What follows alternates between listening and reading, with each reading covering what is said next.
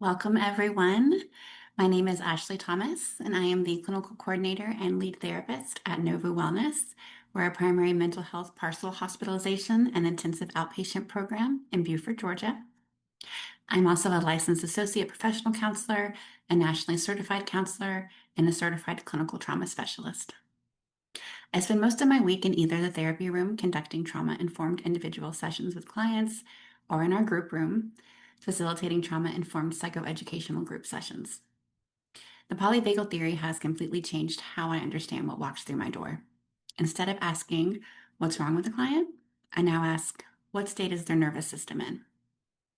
Today, we're going to explore how the polyvagal theory provides a groundbreaking framework for understanding the nervous system and how it responds to trauma. This theory offers us a new lens for understanding our clients' symptoms, not as disorders, but as adaptive responses to an unsafe world. In this presentation, we'll explore how this theory helps us recognize and work with the nervous system in trauma-informed care. By the end of this session, you'll not only understand the core concepts of the polyvagal theory, but you'll also have a clearer sense of how these principles apply in real therapeutic settings. You'll walk away with a foundational framework to recognize how trauma impacts the nervous system, as well as practical tools to help clients shift from survival states to safety and connection. Whether you're working with individuals or groups who experience anxiety, disassociation, emotional dysregulation, or even complex trauma, this knowledge will give you a lens to approach their symptoms with more attunement, empathy, and nervous system insight. The polyvagal theory was developed by Dr. Stephen Porges in 1994 to help explain how our nervous system reacts to stress and danger. He discovered that the vagus nerve, which helps regulate things like heart rate and digestion, actually has two parts that play different roles.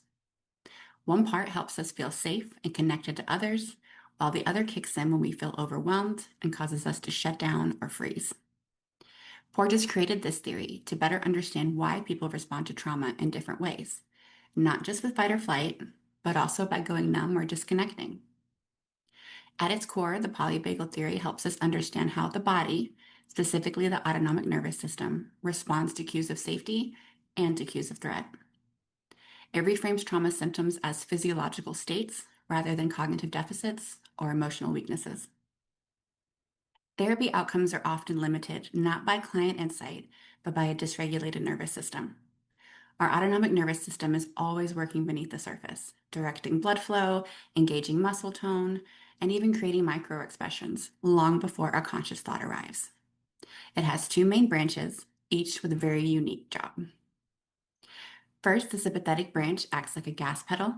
Whether it senses threat or challenge, it floods the body with adrenaline, raising the heart rate, sharpening vision, and priming big muscles for fight or flight. Sympathetic activation isn't bad. It powers focus for an exam, confidence for a job interview, or strength to lift a toddler out of danger. Trouble starts when the pedal sticks, and the client then begins to live in a constant hum of tension, irritability, or even panic. The parasympathetic branch is often described as the brake, but polyvagal theory shows that it really has two brakes. The ventral vagal pathway is the social engagement system. When it's online, we feel safe enough to smile, speak in soft, rhythmic cadence, digest food, and connect with others. It gently slows the sympathetic engine without shutting it off, allowing flexible engagement. In contrast, the dorsal vagal pathway is our emergency shutoff switch. Our heart rate drops, blood pools in the core, and our muscles go limp. This freeze or collapse response once saved energy during life-threatening events, but in modern life, it shows up as numbness, disassociation, or even chronic fatigue. Think of these three states, mobilize, connect, and shut down, as gears. Healthy nervous systems shift smoothly among them. Sympathetic for action, ventral for relationships, dorsal for deep rest. Trauma, chronic stress, or attachment ruptures jam the gears, leaving clients stuck and it leaves the client stuck revving in high gear or stalled and shut down. Think of these three states, mobilize, connect, and shut down, as gears. Healthy nervous systems shift smoothly among them. Sympathetic for action, ventral for relationships, dorsal for deep rest.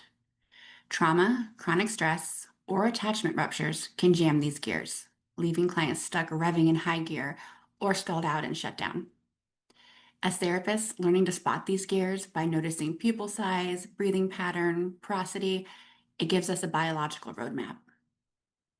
Having met these three gears of the autonomic nervous system, ventral safety, sympathetic mobilization, and dorsal shutdown, let's place them on a single visual map. The polyvagal ladder, a simple image that tracks. Having met these three gears of the autonomic nervous system,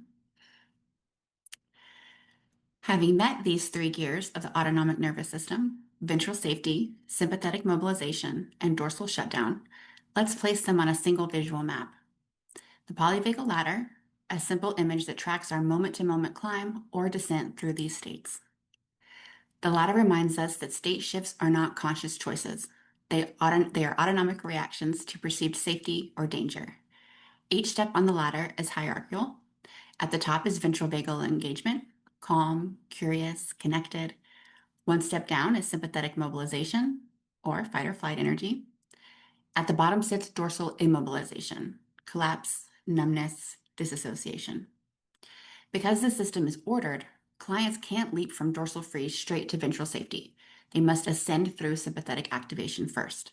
So if a shutdown client begins to feel restless or anxious, that discomfort may actually signal forward progress towards regulation. The hierarchy is evolutionary as well. Dorsal shutdown is the oldest survival strategy, shared with reptiles. Sympathetic mobilization came later, enabling mammals to fight or flee. Ventral social engagement is the most recent development, unique to sophistication and essential for complex human relationships. In therapy, our job is to recognize where the client is on this ladder and provide cues that help them climb, supporting a gradual, safe ascent back to ventral connection. When clients reach a ventral vagal state, they're in their most regulated and connected mode, the platform that makes genuine therapeutic work possible. Emotional resilience, clear thinking, and spontaneous social engagement all ride on this branch of the parasympathetic system. Physiologically, heart rate steadies, vagal tone rises, allowing the body to stay seated, calm, and curious. Slow, unforced breaths tell us that the diaphragm isn't bracing for impact. Middle ear muscles relax so that the brain can prioritize the frequencies of human speech over low-pitched danger sounds. This is one reason voices feel warmer and more intelligible here. Neurochemically, ventral activation boosts oxytocin while dialing down the cortisol, priming the brain for trust, learning, and memory reconsolidation. This is why trauma processing or skills practice lands so much better in a calm state than in fight or flight. You'll notice softer eye contact, flexible facial expressions, and easy smiles, cues that invite reciprocal safety.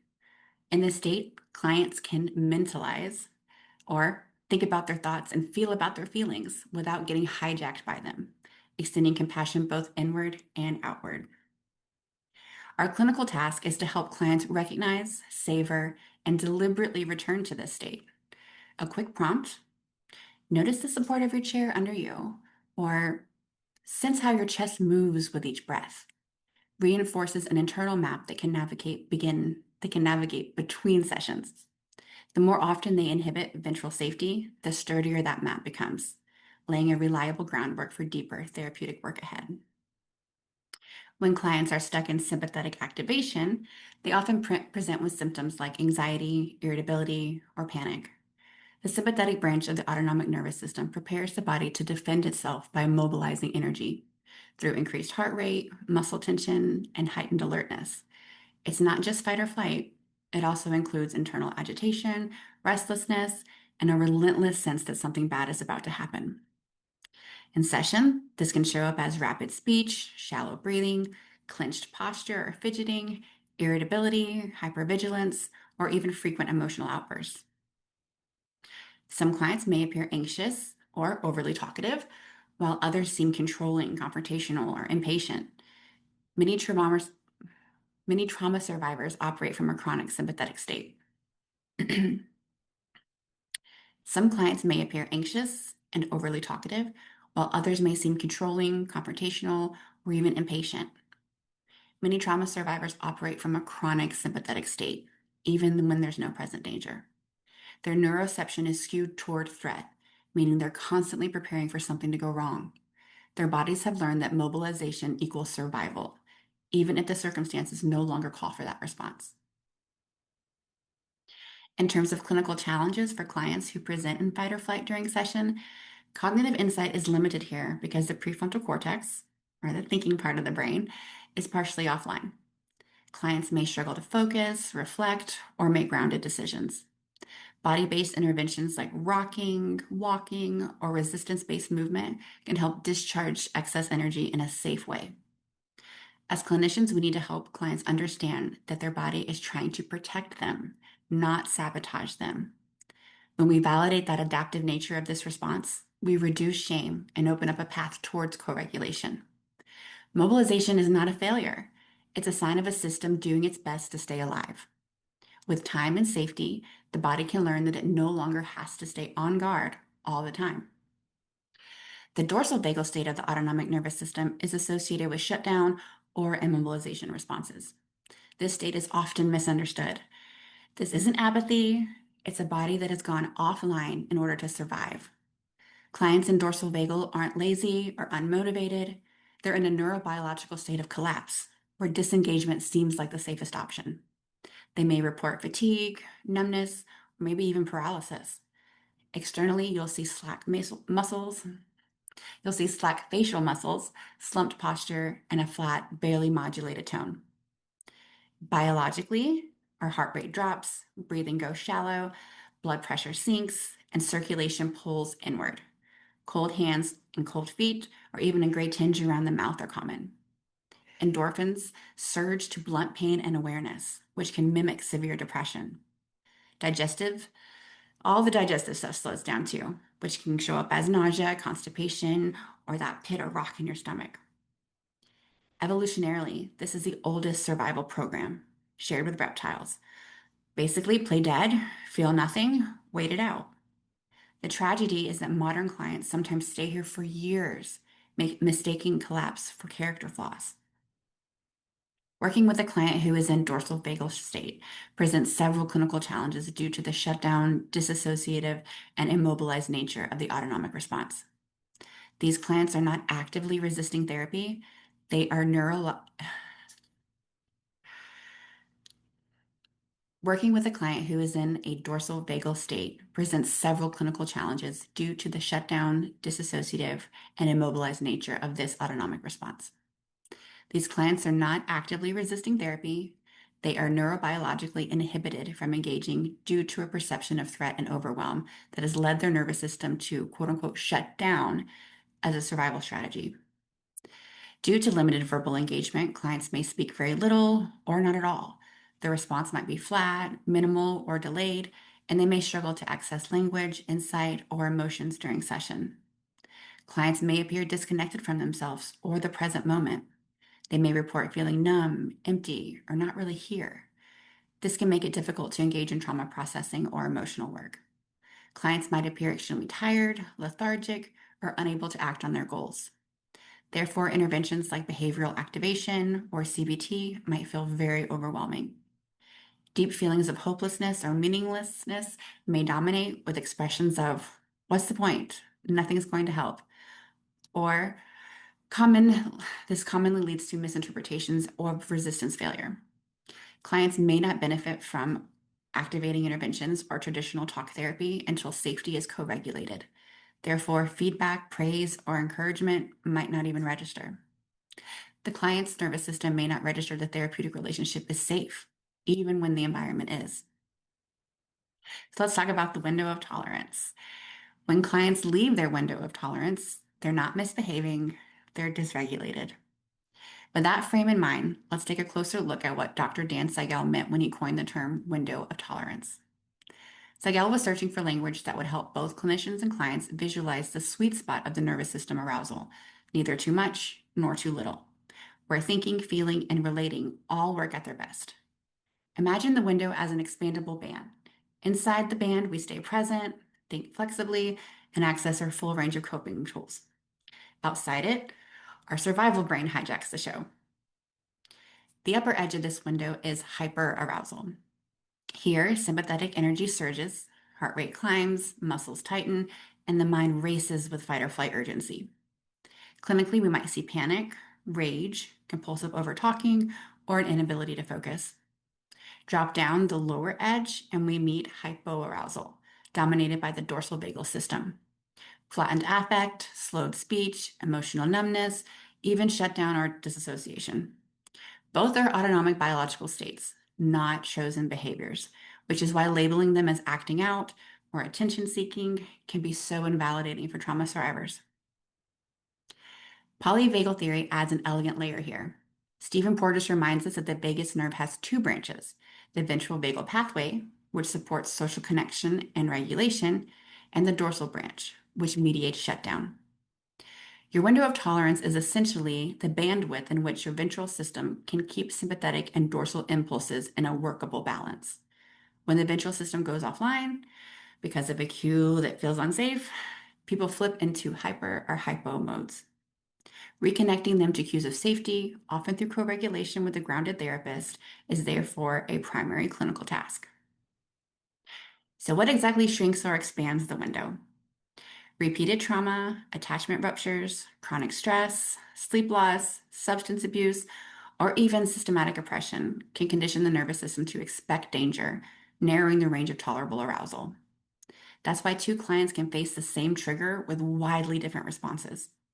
Conversely, factors like secure relationships, mindfulness practice, aerobic exercise, and adequate rest all widen the window by strengthening neural circuits that support regulation.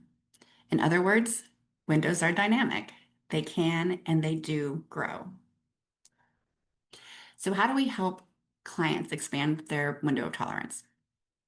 First comes interoceptive awareness, teaching clients to notice early microsignals such as jaw tension or mental fog before they escalate. Next, provide bottom-up skills, slow diaphragmatic breathing, grounding from the feet, paced sensory orientation, or even gentle movement can bring the body back down towards midzone. Somatic resourcing, pendulation, and titration. Thank you, Peter Levine, which will allow clients to touch the edge of dysregulation in digestible doses, gradually rewiring tolerance. Finally, pair these body skills with top-down meaning making by reappraising triggers, cultivating self-compassion, and practicing assertive communication so relational challenges feel less threatening. Over time, the window widens and life feels less like a roller coaster and more like a terrain with manageable slopes. To make this concrete, consider a client who arrives frozen in hypoarousal after a workplace humiliation. Invite her to notice the weight of her legs on the chair, name 3 colors in the room, and feel the support of her breath in her back. As the dorsal state thaws and ventral engagement returns, she may spontaneously sigh, blink a little bit more, or raise her gaze. Somatic markers that she has re-entered her window. We can then process the event cognitively, reinforcing the lesson that safety and insight return once regulation is restored. Let's pause for a brief audience check-in. If you're comfortable, place your hand over your chest and track your breath. Let's pause for a brief audience check-in. If you're comfortable, place your hand over your chest and track your next 3 breaths.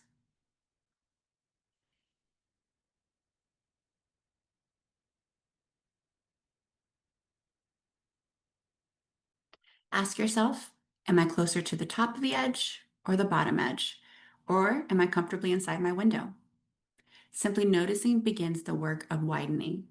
Take another breath, and when you're ready, we'll move to the practical tools for helping clients map their own windows.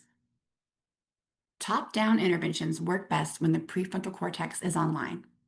If a client is already stuck in high sympathetic charge or dorsal collapse, we start with bottom-up regulation first. Otherwise, what I say next can actually add pressure and frustration to the client. But once a ventral foothold is regained, the thinking brain becomes a powerful ally. A classic example of top-down approaches is cognitive reappraisal.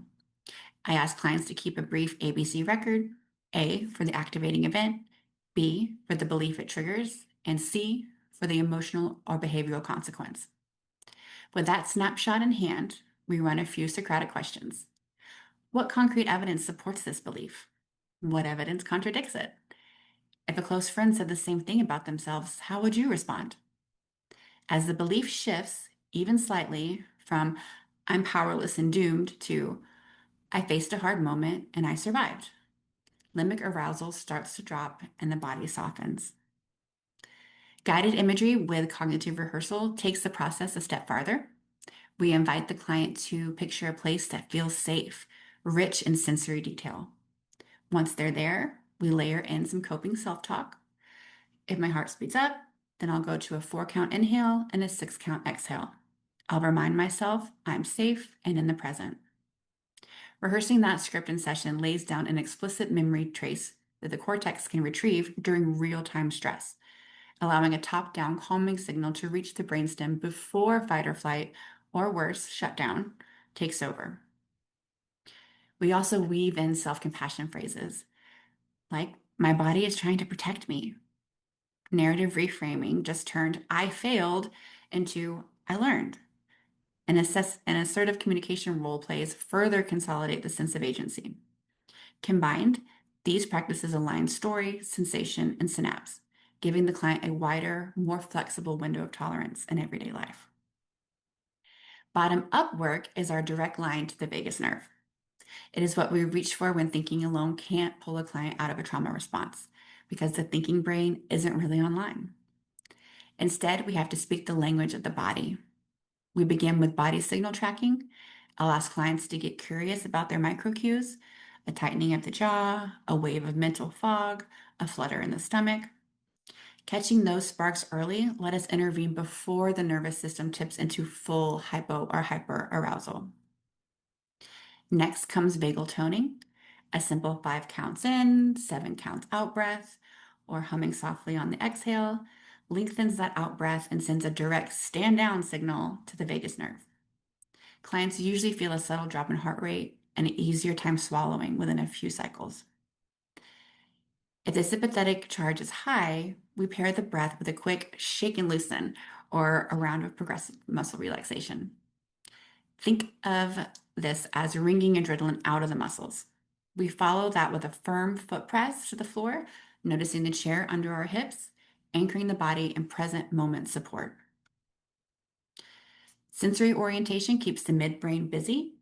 Name 3 things you can see, 2 you can hear, 1 you can touch. Then add color spotting challenge. Find 5 distinct colors in this room. This brief hunt gently pulls attention outward and restores the brain's sense of here and now. For clients leaning towards dorsal collapse, bilateral tapping, crossed arm butterfly hugs, or gently rocking, it recruits rhythmic sensory pathways that often shut down and invite movement back into the system. Finally, we weave into somatic resourcing, pendulation, and titration, concepts from Peter Levine. Pendulation is the gentle swing between activation and safety. Titration means we do it in tiny doses so that the nervous system learns, I can feel discomfort without being swallowed by it. Over time, this edge walking rewires tolerance levels. When these bottom-up tools quiet the alarm circuits, the cortex re-engages. Thought reorganizes, meaning-making can resume, and the window of tolerance gradually widens, turning life from a roller coaster to more of those manageable slopes we talked about. Neuroception is the body's unconscious threat detection system. It explains why clients might feel unsafe in objectively safe environments. It's their nervous system responding to implicit cues that something isn't right. We cannot think our way to safety. The body has to feel it first. Here are some examples of neuroception. While in safe or social, a client that hears a calm voice and makes eye contact feels relaxed and open when sitting in a cozy, familiar room, and even before words are spoken, they feel fine. They're able to be present. While in fight or flight, a loud noise or a sudden movement causes a jolt of energy and a racing heart. Or when a client enters a crowded room and without even thinking, it feels tense and wants to leave. While in shutdown or collapse, if a client hears yelling in the next room and suddenly feels numb and frozen, That's neuroception. After repeat stress, the nervous system shuts down, leading to emotional withdrawal without a conscious decision to do so. What we know about trauma is that it imprints on the nervous system. It's not just a memory, it's a state of being.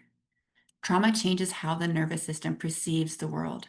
It can leave clients stuck in a persistent survival state, mobilized or shut down, making it difficult to access safety, connection, or even self-awareness. Trauma acts first on the body's fast-acting defenses, jolting the autonomic nervous system into sympathetic mobilization, fight or flight. If the threat feels inescapable, then dorsal vagal shutdown. Polyvagal research shows that after repeated or severe stress, the nervous system can't. Trauma acts first on the body's fast-acting defenses, jolting the autonomic nervous system into sympathetic mobilization, or fight or flight. If the threat feels inescapable, then we go dorsal vagal shutdown. Polyvagal research shows that after repeated or severe stress, the nervous system can become stuck in these survival circuits, making it harder to return to the ventral vagal state of calm social engagement. People may therefore live with chronic hyperarousal or chronic hypoarousal, chronically feeling numb, fatigued, and disassociated.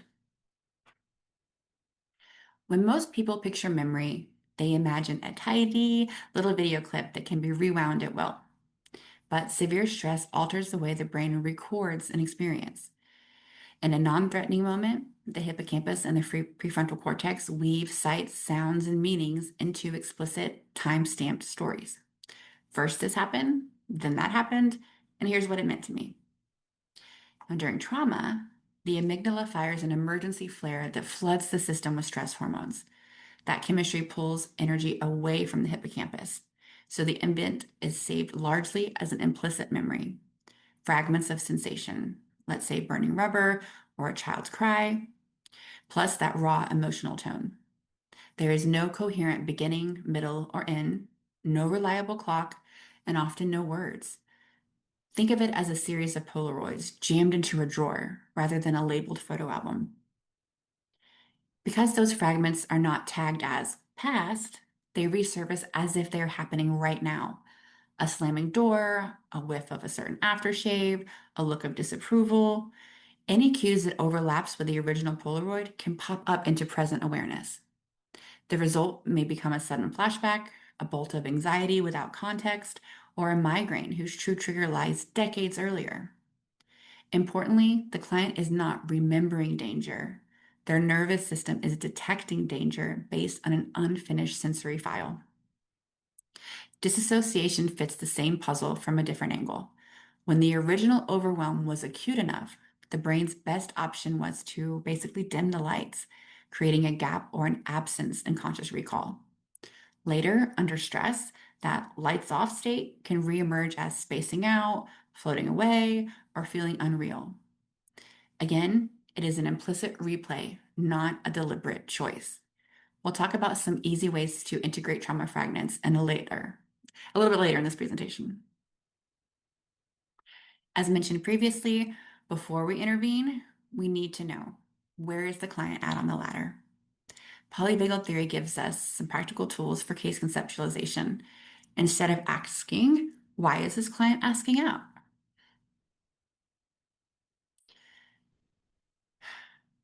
As mentioned previously, before we intervene, we need to know, where is the client at on the ladder? The polyvagal theory gives us some practical tools for case conceptualization. Instead of asking, why is the client acting out? We ask, what state is the nervous system in, and what would help them feel safe enough to shift? In therapy, teaching clients to notice which system is active pairs sensations with language. My chest is tight, my thoughts are racing, I'm sympathetic. Or use short body-based techniques, elongated exhale, grounding touch, gentle eye gaze. They can restore pathways back to ventral vagal safety. Over time, this neuroception training, combined with cognitive and relational work, helps the nervous system relearn that safe enough is possible again. Once the map is in place, session time often shifts to building pathways back to ventral vagal safety through co-regulation. Tone of voice, facial prosody, and the pacing of breath are core tools. Speaking slowly, softening the eyes, and inserting longer exhales can nudge the client's physiology towards calm. In daily practice, the theory also informs cognitive and relational interventions. Reframing avoidance as a dorsal vagal drive to conserve energy can soften self criticism, while teaching paced breath or grounding touch before cognitive processing keeps the work within a tolerable arousal window. So let's do a few case vignettes real quick. In cases like this, we don't start with cognitive interventions. We begin with nervous system regulation, breathing, grounding, co-regulation before expecting insight, trust, or behavioral change. Imagine a client who has just described an upsetting phone call. Breathing fast, shoulders raised, and they're scanning the room. Here is one conscious intervention. Imagine a client who has just described an upsetting phone call. They're breathing fast, their shoulders are raised, they're scanning the room. Here is one continuous intervention sequence that blends co-regulation, breath pacing, and grounding. First, the clinician shifts into a ventral vagal stance, relaxed shoulders, soft eyes, gentle prosody, and sits at a 45-degree angle rather than head on. In a calm, steady voice, the clinician says, "I'm here with you. Let's slow things down together," while matching the client's current breath for 2 rates, then deliberately lengthening the next exhale to model shift down. After the client starts to mirror this slower rhythm, the clinician introduces paced breathing out loud. In through the nose for a count of 4, hold for 1, and let the air out through pursed lips for 6. The clinician keeps counting for 3 to 5 rounds, maintaining eye contact only when the client seeks it, and quietly exaggerating each longer exhale to signal safety. As the client's shoulders begin to lower, the clinician adds a grounding prompt. Notice where your feet touch the floor. Can you press your heels down just a little and feel the chair that's supporting you? The client is then handed a smooth river stone that's kept in the office for sensory anchoring and invited to describe the temperature and the texture. This tactile focus pairs with the paced breath to pull attention out of the racing thoughts and into present moment sensations. If visual grounding helps, the clinician invites the client to pick a single object in the room and silently name 3 colors or shapes that it contains. Throughout, the clinician offers brief co-regulating affirmations. "You're doing well. I can see your breath slowing. We're safe right now." After 3 to 5 minutes, most clients report a perceived drop in arousal. You can ask them on a 0 to 10 scale rating, at which point cognitive processing or problem solving can resume without overwhelming the nervous system. Our second case vignette is a dorsal shutdown. The client isn't disengaged due to resistance, they're neurobiologically offline. Therapeutic presence, gentle movement, and subtle engagement techniques can invite their system back to connection. A client sits collapsed into the couch, eyes unfocused, voice faint. The clinician then softens the tone to a warm, mid-range register and positions at a 45-degree angle, speaking slowly. "I'm here with you. Let's notice one small thing in the room." Together, they orient to a sunny spot on the wall, naming its color and shape. Maintaining gentle prosody, the clinician invites micro movement. Press both feet to the floor just a bit. Feel the soles wake up. Then roll your shoulders forward and back once. After the client mimics the motion, the clinician models a tiny side-to-side sway, encouraging the client to match the rhythm while continuing to describe the wall's details. This combination of visual orienting and synchronized sways gives the dorsal system a mild dose of energy. As the client's gaze steadies and breath deepens, the clinician subtly raises vocal brightness, still slow, but with a hint of uplift, remarking, "I see your shoulders rising. Your body's coming back online." When the client's voice grows clearer, they pause together and they let the regained regulation settle before processing. Within the therapy room, as the client's therapist, your own nervous system becomes the intervention. When we remain regulated, attuned, and predictable, we give clients a biological experience of safety, often something some of them have never had. Co-regulation is grounded in Stephen Porges' social engagement system. The muscles of the face, the prosody of the voice, even the tiny movements around the eyes broadcast ventral vagal cues that say, you are safe enough to breathe. A steady, melodic tone and unhurried pacing help the client's heart rate and breathing and train to ours within minutes. Research on heart rate variability shows that the resonance in real time. Before session, a brief self-check keeps us in that zone. Lengthening the exhale, feel both feet, soften the gaze. In the room, I lean slightly forward, keep my shoulders relaxed, and let my eyebrows lift in curiosity. When a client escalates, I first lower my own volume and slow my cadence by about 15%.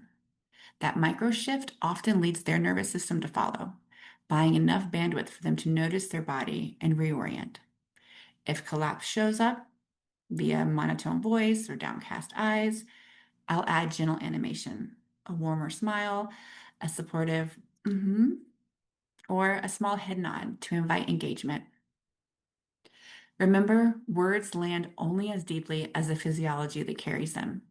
By treating our nervous system as a clinical tool, we model regulation, offer real-time co-regulation, and gradually teach clients to internalize that rhythm for themselves. Within a trauma-informed session, integrating fragments starts with slowing down. We track shifts in breath, posture, and voice. These are often the first signs that an implicit memory is surfacing. Rather than asking for the story, we stay with the sensations. What are you noticing in your body right now? From there, gently invite context, naming where they are, who they're with, what's happening right now. That pairing of embodied awareness with present-day safety allows the nervous system to file the fragment in the past, not current, making space for integration and relief. Step 1, locate the fragment. As we slow the pace of the session, we watch for shifts in breath, posture, and voice, signals that an implicit memory is nudging in. I say, let's pause. What are you noticing in your body right now? Clients name the flutter, the tightness, the glassy feeling. Then step 2, we link the body to the story. Once the fragment is sensed, we anchor in present safety.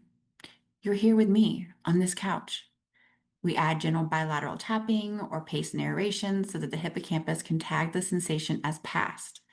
That pairing, the sensory cue plus the current context, files the memory where it belongs, and the nervous system finally can let go. As we mentioned before, these sensory Polaroids, basically a metaphor for the snapshot-like fragments of implicit memory that trauma often leaves behind, are sorted into a coherent timeline. Clients gain distance, and many say, it's still a hard memory, but now it feels like it belongs in the past.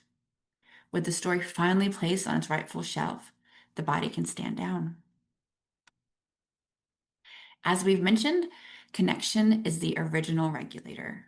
A fracture in connection is a wound to the nervous system. The polyvagal theory gives us a clear lens on why that statement rings true. When an infant gazes into a caregiver's warm eyes, hears a sing-song voice, and feels predictable, soothing touch, the ventral branch of the vagus nerve lights up.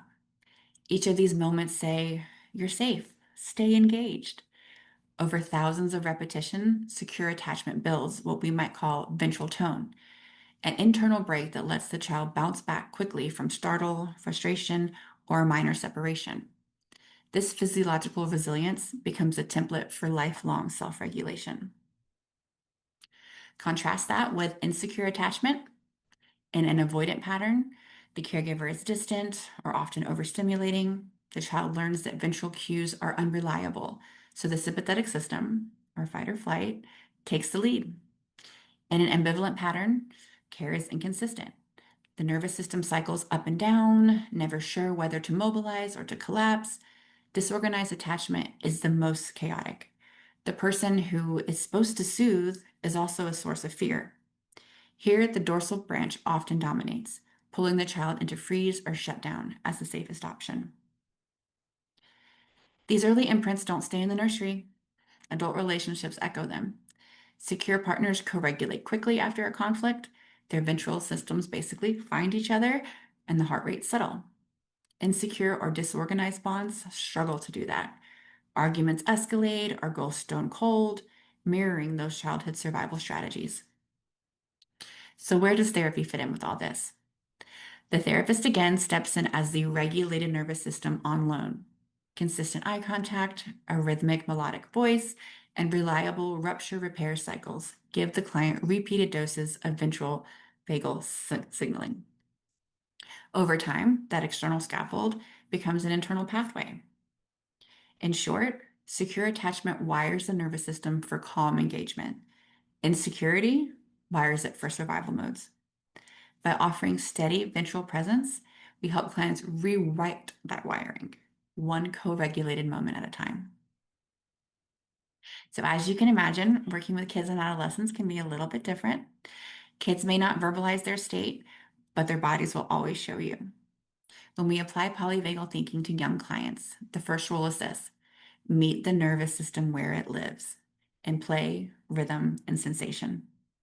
Start with play. Imaginative games let children try on different autonomic states safely. A round of statues and movers has everyone freeze like a dorsal vagal statue and then shake it out like sympathetic runners.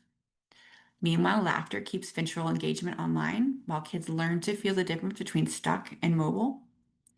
Next is rhythm.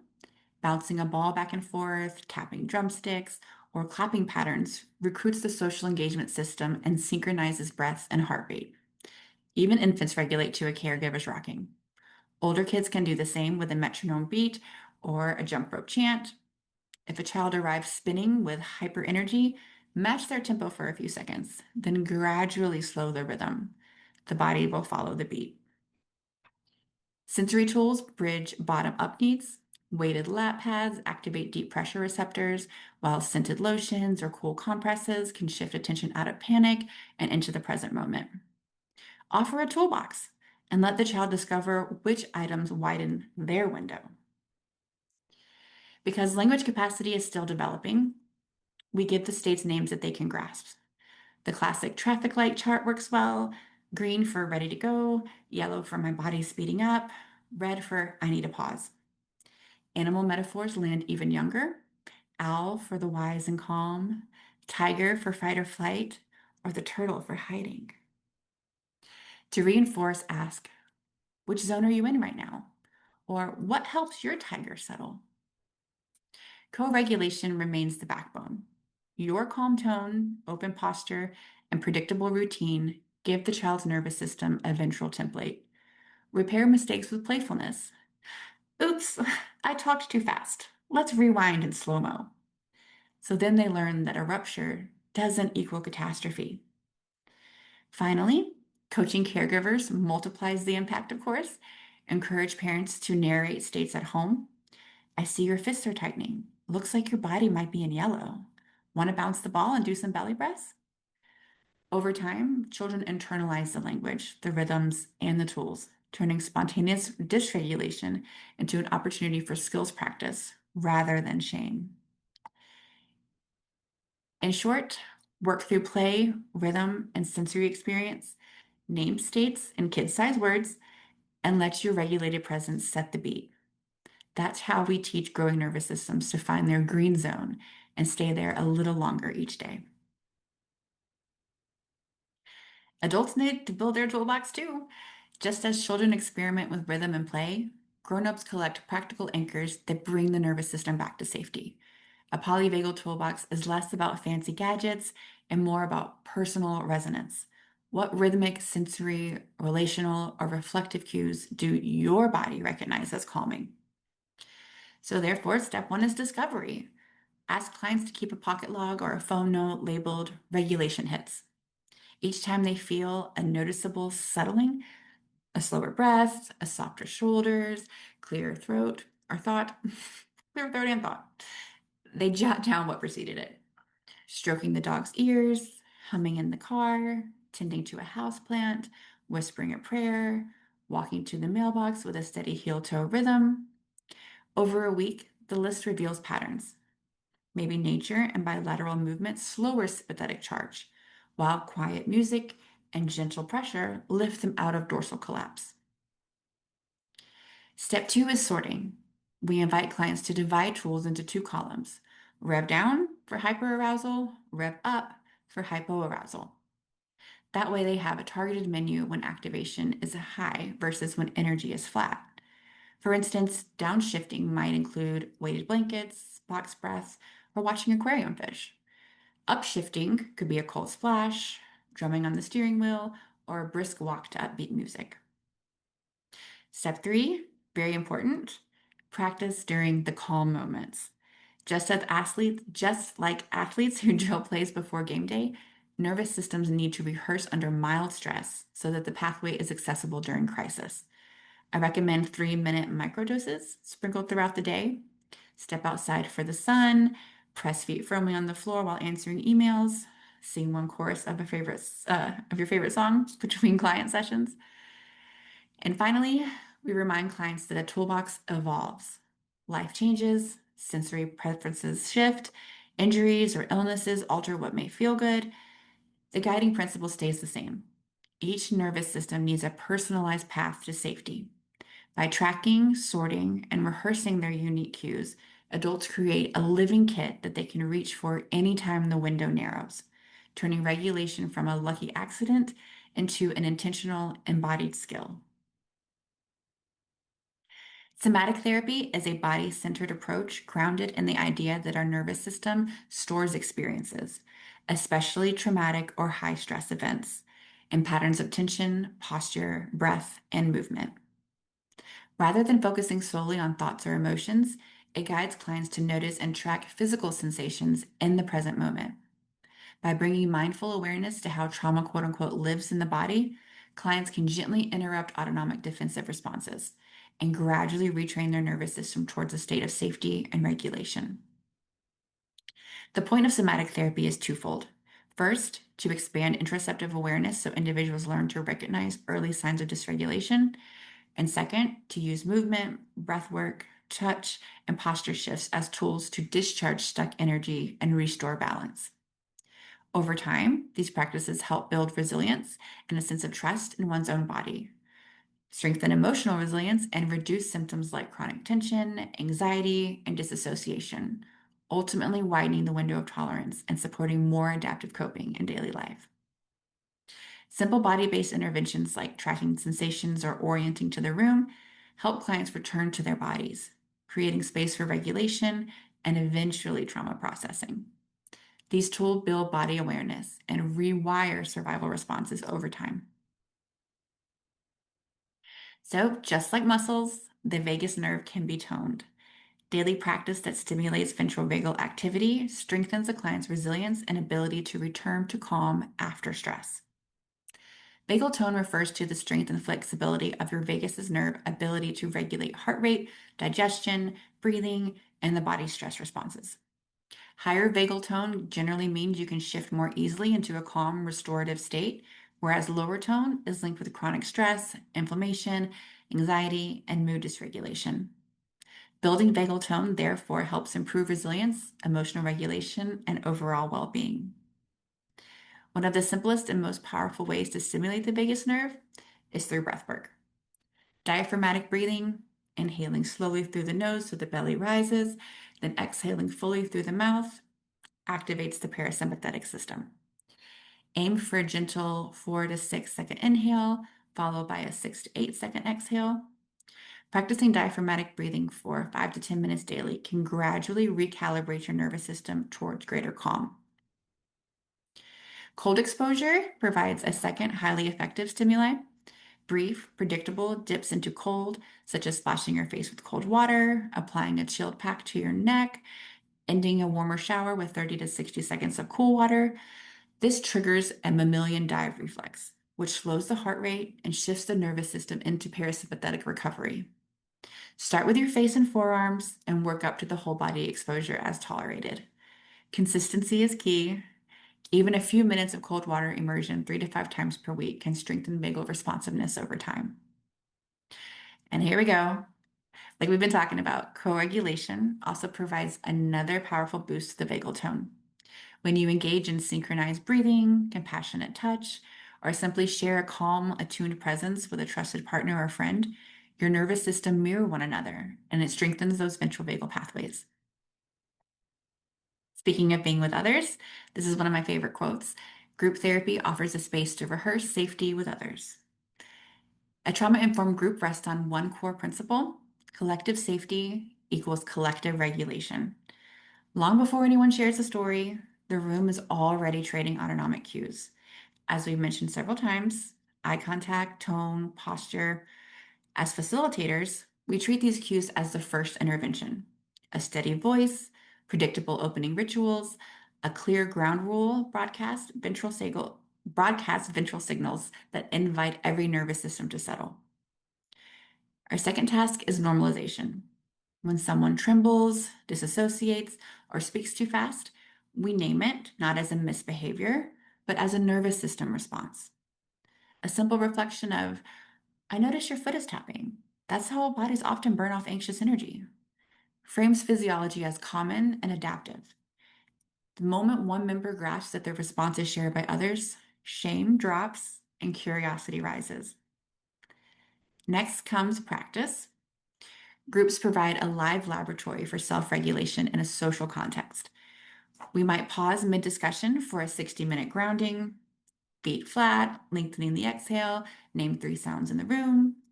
Members feel the collective shift. Heart rate slows together, and they can learn that regulation can be co-created, not just self-generated. Over weeks, they internalize the sequence: notice, name, regulate, re-engage. Predictability strengthens the group dynamic. Opening check-ins, midpoint body scans, and closing reflections create a rhythm that mirrors a safe heartbeat. When ruptures occur, someone interrupts, or emotional intensity spikes, we model rapid repair. We acknowledge the impact, reset the tempo, and invite mutual regulation. Each successful repair rewires the group expectation that clients do not equal abandonment. I'm sorry. Each successful repair rewires the group expectation that conflict does not equal abandonment. Finally, we encourage members to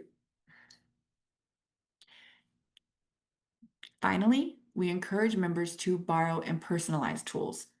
One person finds relief in rhythmic tapping, another in visual scanning, a third in brief hum.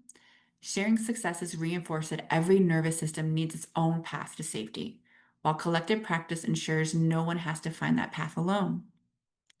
In summary, trauma-informed groups transform individual regulation into a shared experience, turning the therapy room into a rehearsal space for safe connection. Some cultural and ethical considerations to remember about the polyvagal theory. Trauma-informed means culturally attuned, ethically aware, and paced with care. Nervous system responses are universal, but how we interpret and express them is deeply cultural. Trauma-informed care must be culturally humble, consent-driven, and responsive to each client's unique experience. The polyvagal theory emphasizes the role of felt safety and social engagement in regulating the nervous system. But quote-unquote safety looks very different across cultural contexts. What feels grounding and connecting in one community, for example, direct eye contact or physical touch, might feel threatening or taboo in another. Practitioners need cultural humility, actively seek to understand each client's norms around personal space, familiar hierarchy, and acceptable expressions of emotion and distress. At its core, the polyvagal theory is a guide to somatic and relational interventions. Ethically, clinicians must ensure that they are competent in both trauma work and in any somatic techniques that they employ.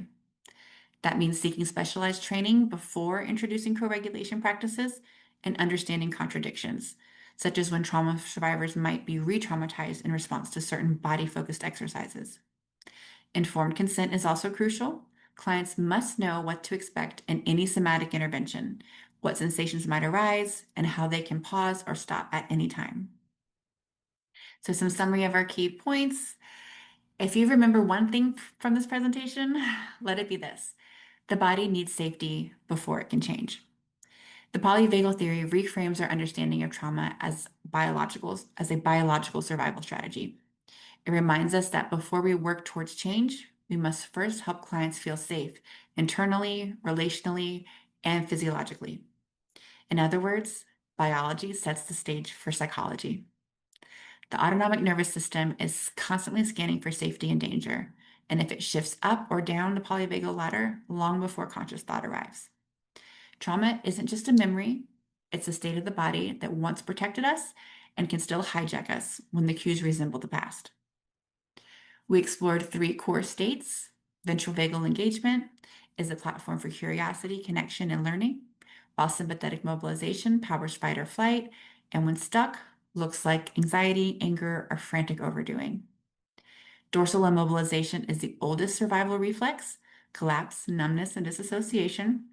Clients can't jump from shutdown to safety. They climb step by step, and each step needs its own intervention.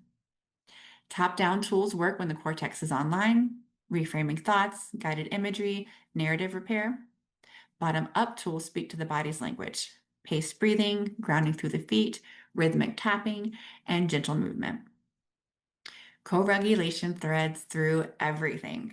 Our calm tone, prosody, and predictable pacing lend the client's nervous system a real-time template for safety.